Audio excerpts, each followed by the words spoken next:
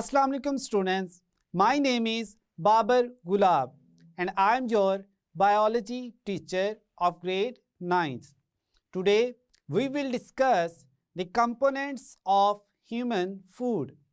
To understand and explain this topic, let's move towards the whiteboard. Students, आज का जो हमारा टॉपिक है वो है कंपोनेंट्स ऑफ ह्यूमन फूड, यानी ह्यूमंस जो फूड ऑब्टेन करते हैं उनमें कौन कौन से न्यूट्रिएंट्स, मिनरल्स और विटामिन्स जो हैं वो रिक्वायर होते हैं और वो किस तरह से ह्यूमंस में डिफरेंट रोल प्ले करते हैं respective their growth, reproduction, maintenance and cellular activities. अपने लास्ट लेक्चर में स्टूडेंट्स हमने बात की थी environmental hazards of fertilisers use, कि फर्टिलाइज़र्स जो हैं वो अगर एक्सेस अमाउंट में यूज़ की जाएं तो उसकी वजह से यूट्रोफिकेशन का फिनोमिना भी होता है। इसके अलावा हमने बात की green house gases like nitrous oxide produce होती है। फर्दर हमने कहा कि इन फर्टिलाइज़र्स की जो अमाउंट है वो मैनेजेबल होनी चाहिए, यानी पहले आप जो है सॉइल की फर्टिलिटी चेक करें, फिर उस हिसाब से इन फर्टिलाइज़र्स को जो है सॉइल में ऐड करें। यहाँ तक तो हमने देखा था कि प्लांट्स में जो डिफरेंट न्यूट्रिएंट्स हैं लाइक मैक्रोन्यूट्रिएंट्स और माइक्रोन्यूट्रिएंट्स वो क्या रोल प्ले करते हैं। अब हम बात करेंगे ह्यूमंस के फूड में प्रेजेंट जो न्यूट्रिएंट्स हैं उनका ह्यूमन की बॉडी में क्या रोल होता है। हमारे पास जो न्यूट्रिशनल मैकेनिज़्म है ह्यूमंस में या एनिमल्स में वो कॉम्प्लेक्स है as compare to the plants. अब ह्यूमंस में जो न्यूट्रिएंट्स, मिनरल्स, विटामिन्स हैं इन सब का क्या मेजर रोल है वो हम देखते हैं। Components of human food, human के फूड में जो मेजरली प्रेजेंट होती हैं चीज़ें वो है कार्बोहाइड्रेट्स,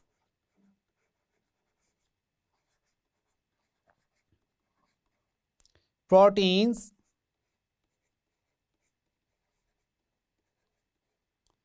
लिपिड्स,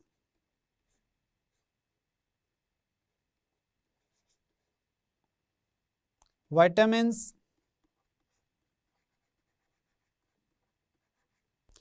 मिनरल्स,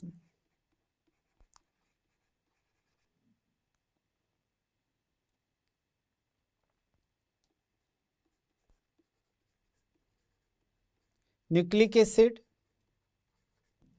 ये सारे के सारे जो हैं ये बेसिक रिक्वायरमेंट में से हैं। अब हम इनको वन बाय वन देखेंगे और एक्सप्लेन करेंगे कि इनका क्या रोल होता है। आज के टॉपिक में हम मेजरली जिसको एक्सप्लेन करेंगे, जिस न्यूट्रिएंट को एक्सप्लेन करेंगे वो है कार्बोहाइड्रेट्स।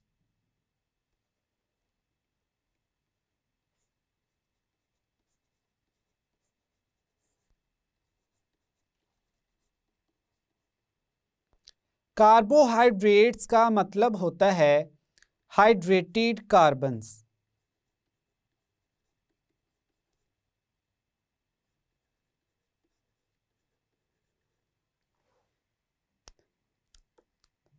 कार्बोहाइड्रेट्स में जो फर्दर एटम्स प्रेजेंट होते हैं वो है कार्बन,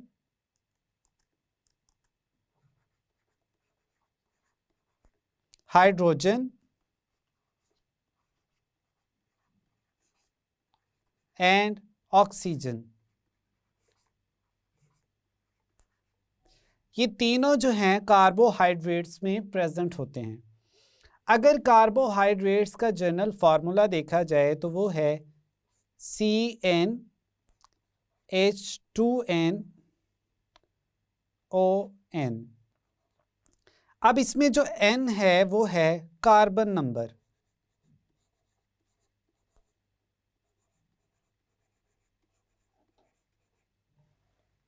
अगर आपके पास कार्बन नंबर है 6, हम कहते हैं कि जो N है हमारे पास वो क्या है स्टूडेंट्स 6। तो इसी फॉर्मूला में हम इस N की वैल्यू को एंटर करेंगे। N की जगह हम यहाँ लगाएंगे 6 H2N है 2 इंटू 6 NO6। अब फाइनली जो हमारे पास आता है फॉर्मूला वो आएगा C6H12O6 और ये फार्मूला है ग्लूकोज का। तो इस तरह से हम एक कार्बोहाइड्रेट में प्रेजेंट कार्बन, हाइड्रोजन और ऑक्सीजन जो है उसके जनरली टोटल एटम्स को बताते हैं।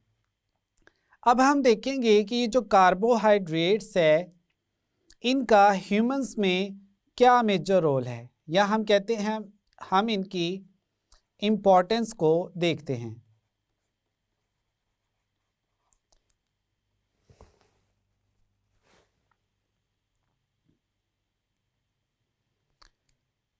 कार्बोहाइड्रेट्स जो हैं वो मेम्ब्रेन स्ट्रक्चर में प्रेजेंट होते हैं।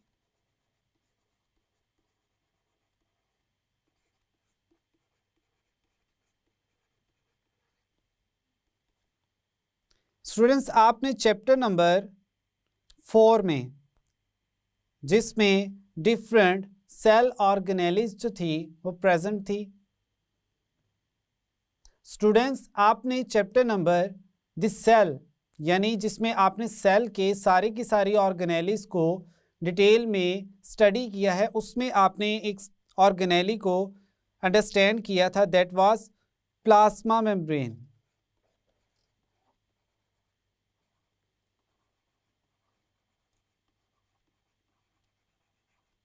इस प्लाज्मा मेम्ब्रेन के स्ट्रक्चर में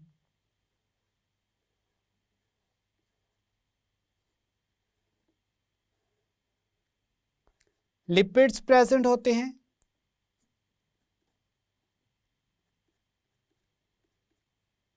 प्रोटीन्स प्रेजेंट होती हैं, इनको हम कहते हैं, ये क्या है, लिपिड्स। और दूसरा ये जो स्ट्रक्चर है हमारे पास, इसको हम कहते हैं प्रोटीन्स। अब थर्ड जो हम देखने जा रहे हैं कि इस प्लाज्मा मेम्ब्रेन के स्ट्रक्चर में कार्बोहाइड्रेट्स जो हैं वो कहाँ प्रेजेंट होंगे। कार्बोहाइड्रेट्स जो हैं वो लिपिड्स के साथ भी अटैच होते हैं,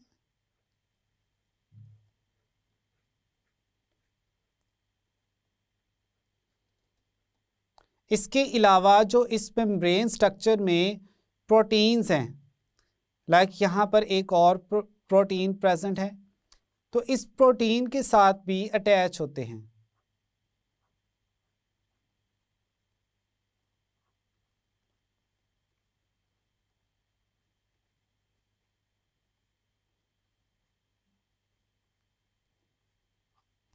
अगर तो कार्बोहाइड्रेट्स जो हैं वो लिपिड्स के साथ अटैच हो तो इनको हम कहते हैं ग्लाइकोलिपिड्स। और अगर ये कार्बोहाइड्रेट्स प्रोटीन के साथ अटैच हों, ये जो प्रोटीन है हमारे पास, तो फिर हम इसको कहते हैं ग्लाइकोप्रोटीन।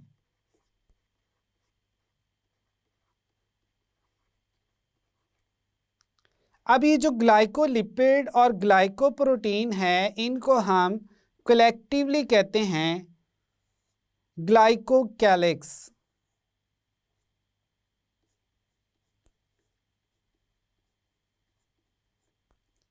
इन शॉर्ट ये सारे का सारा स्ट्रक्चर एक्सप्लेन करने का मकसद ये है कि आपको बताया जा सके कि जो कार्बोहाइड्रेट्स हैं ये डिफरेंट ऑर्गेनेलिज के स्ट्रक्चर में प्रेजेंट होते हैं, स्ट्रक्चर्स बनाने में इम्पोर्टेंट रोल प्ले करते हैं।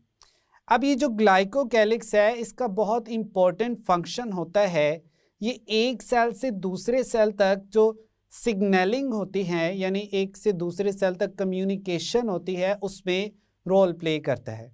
हम कहते हैं सेल टू सेल सिग्नलिंग।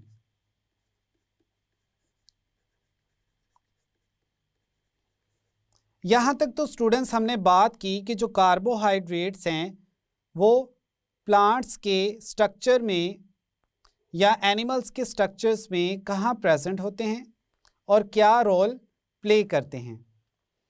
अब इसके अलावा हम देखते हैं कार्बोहाइड्रेट्स के जो एक मॉलिक्यूल है वो जब ब्रेक करता है तो कितनी अमाउंट में जो एनर्जी है वो प्रोड्यूस होती है। अगर 1 ग्राम ग्लूकोज ब्रेक करता है तो इससे टोटल जो एनर्जी प्रोड्यूस होती है वो है 4 किलो कैलोरीज, या इसको हम 4000 कैलोरीज भी कह सकते हैं। स्टूडेंट्स, प्रीवियस चैप्टर में हमने बात की थी कि जो ग्लूकोज है वो ब्रेक कैसे करता है। वो ब्रेक करता है रेस्पिरेशन के प्रोसेस के थ्रू।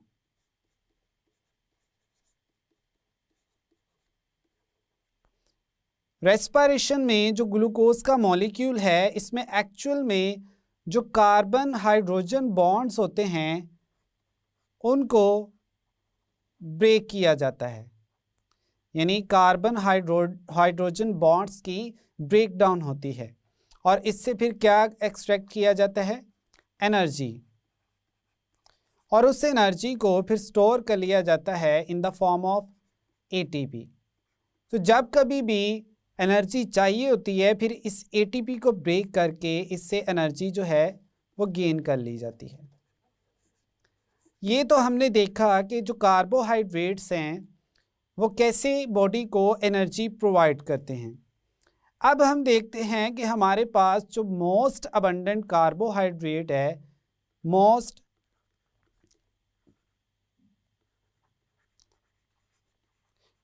अबंडेंट कार्बोहाइड्रेट, वो है हमारे पास glucose, that is glucose. Carbohydrates की हमारे पास डिफरेंट एग्जाम्पल्स भी हैं, यानी उनकी डिफरेंट टाइप्स भी हैं। हम कहते हैं मोनोसेकेराइड्स,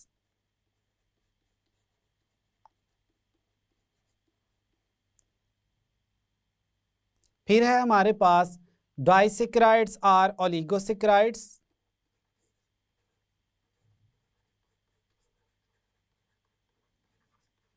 एंड फाइनली थर्ड जो हमारे पास टाइप है वो है पॉलीसेकेराइड्स।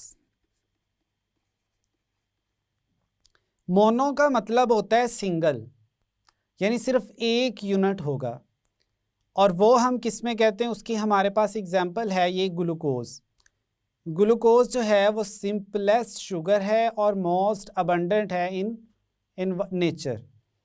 दूसरा है हमारे पास ओलिगोसेकेराइड्स, इसमें 2 और मोर देन 2 जो है वो मोनोसेकेराइड्स प्रेजेंट होते हैं, यानी 2 ग्लूकोज या ग्लूकोज, एक ग्लूकोज और एक फ्रुक्टोज जो है वो मिलके आगे ओलिगोसेकेराइड्स बनाते हैं।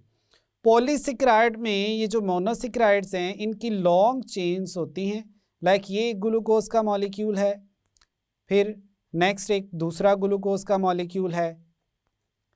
इस तरह से ये जो मॉलिक्यूल्स हैं ये आपस में ग्लाइकोसिडिक लिंकेज के थ्रू जुड़े होते हैं एक दूसरे के साथ। अब हम देखते हैं कि एक ग्लूकोज का मॉलिक्यूल या एक मोनोसेकेराइड जब दूसरे मोनोसेकेराइड से जुड़ता है तो वो जिस बॉन्ड के थ्रू जुड़ता है उसको हम कहते हैं ग्लाइकोसिडिक लिंकेज।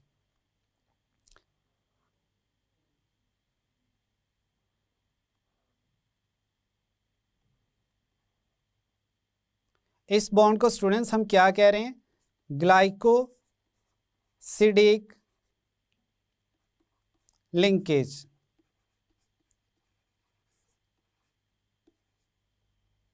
अब ये जो मोनोसेकेराइड्स हैं इनका जो टेस्ट होता है ये स्वीट होता है। मोनोसेकेराइड्स को हम कहते हैं स्वीट इन टेस्ट, ओलिगोसेकेराइड्स को हम कहते हैं लेस स्वीट इन टेस्ट, जबकि जो पॉलीसेकेराइड्स होते हैं वो टेस्ट लेस होते हैं।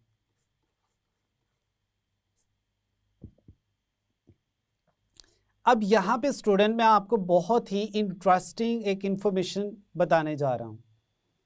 हमने बात की जो मोनोसेकेराइड्स हैं तो वो भी शुगर्स, लेकिन वो क्या हैं, स्वीट हैं। ओलिगोसेकेराइड जो हैं वो भी शुगर्स हैं, लेकिन वो लेस स्वीट हैं। पॉलीसेकेराइड जो हैं वो भी शुगर्स ही हैं, लेकिन वो टेस्टलेस हैं, वो स्वीट नहीं, उनको कोई टेस्ट ही नहीं है। अब इसकी रीज़न क्या है?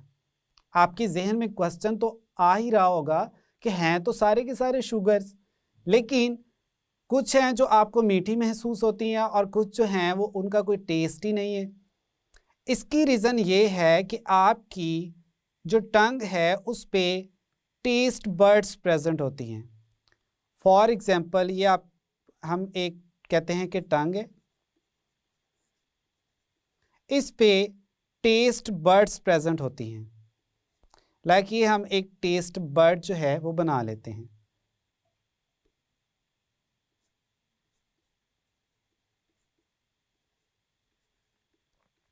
अब इन टेस्ट बर्ड्स पर एक्चुअल में रिसेप्टर्स प्रेजेंट होते हैं। लाइक ये रिसेप्टर प्रेजेंट है, ठीक है। अब इस रिसेप्टर पर जो ग्लूकोज का एक मॉलिक्यूल है वो आकर अटैच होगा।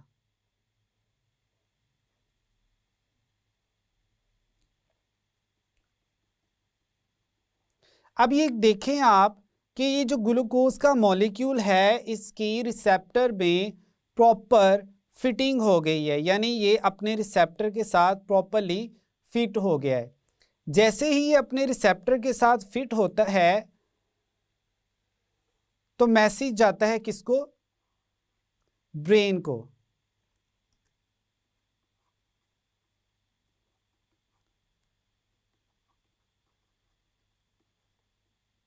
तो आपको जो टेस्ट फील होता है वो क्या होता है? स्वीट। लेकिन यहां पर हम एक दूसरा टेस्ट बड बनाते हैं। फॉर एग्जाम्पल ये हमारे पास एक सेकंड टेस्ट बड है और इस पर हम एक और रिसेप्टर बनाते हैं ये, और यहां पर हमारे पास एक पॉलीसेकेराइड है जिसमें हम कहते हैं कि डिफरेंट यूनिट्स जो हैं वो आपस में जुड़े होते हैं।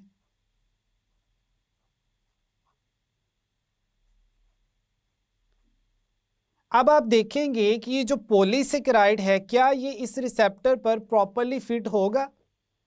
नहीं होगा। यहाँ पर इसकी प्रॉपर फिटिंग नहीं होती। अब जब प्रॉपरली फिट नहीं होगा तो ब्रेन को जो सिग्नल जाना है वो भी नहीं जाएगा, तो इसी वजह से आपको उसका टेस्ट जो है वो फील नहीं होता। तो ये एक बहुत ही इंटरेस्टिंग फिनोमिना है कि कौन सी शुगर जो हैं वो आपको स्वीट फील होती हैं और कौन सी जो हैं टेस्टलेस फील होती हैं तो सारी की सारी क्या? शुगर्स। अब हमारे पास कुछ डिफरेंट एग्जांपल्स भी हैं शुगर्स की बुक के रेफरेंस से। वो है माल्टोस, दूसरा है हमारे पास लैक्टोस, फिर हमारे पास एग्जाम्पल है सुक्रोज एंड स्टार्च।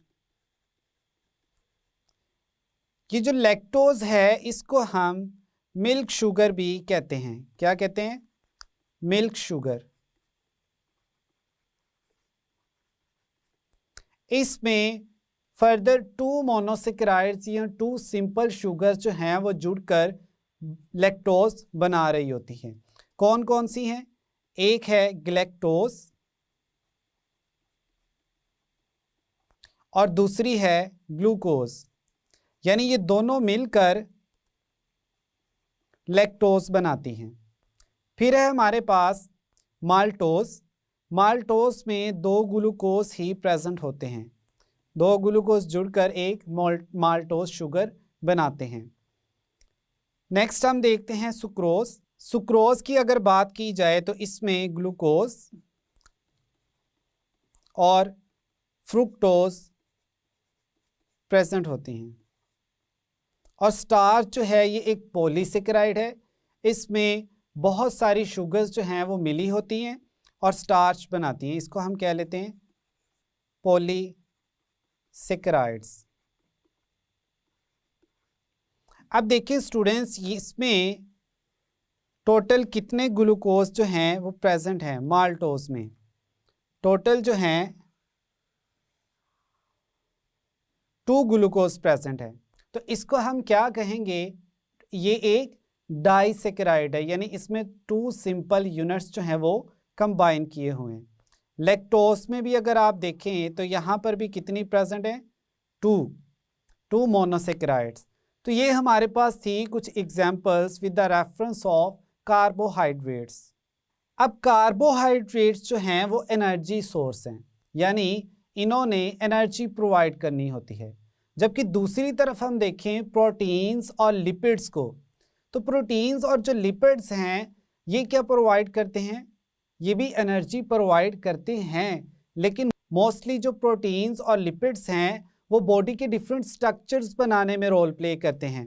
जैसा कि हमने स्टार्ट में देखा था कि जो सेल मेम्ब्रेन का स्ट्रक्चर है, तो स्ट्रक्चर में हमने प्रोटीन्स और लिपिड्स की बात की थी यहाँ पर। अब देखिए प्रोटीन्स और लिपिड्स जो हैं ये स्ट्रक्चर बनाने में इन्वॉल्व हैं। यहाँ तक था स्टूडेंट्स हमारा topic components of human food, और जिसमें हमने मेजरली एक्सप्लेन किया कार्बोहाइड्रेट्स को। स्टूडेंट्स, आज के लेक्चर में हमने एक्सप्लेन किया कंपोनेंट्स ऑफ ह्यूमन फूड को। हमने बात की मेजरली कार्बोहाइड्रेट्स की। कार्बोहाइड्रेट्स में हमने आपको बताया कि कार्बोहाइड्रेट्स को हाइड्रेटेड कार्बन्स भी कहते हैं। इनमें कार्बन, हाइड्रोजन और ऑक्सीजन प्रेजेंट होते हैं। डिफरेंट हमने कार्बोहाइड्रेट्स की टाइप्स भी देखी, like monosaccharides, oligosaccharides and polysaccharides, और फर्दर इनकी एग्जाम्पल्स और प्रॉपर्टीज़ को भी एक्सप्लेन किया। I hope now you have a clear idea about the carbohydrates and components of human food. मिलते हैं नेक्स्ट लेक्चर में। अल्लाह हाफिज़।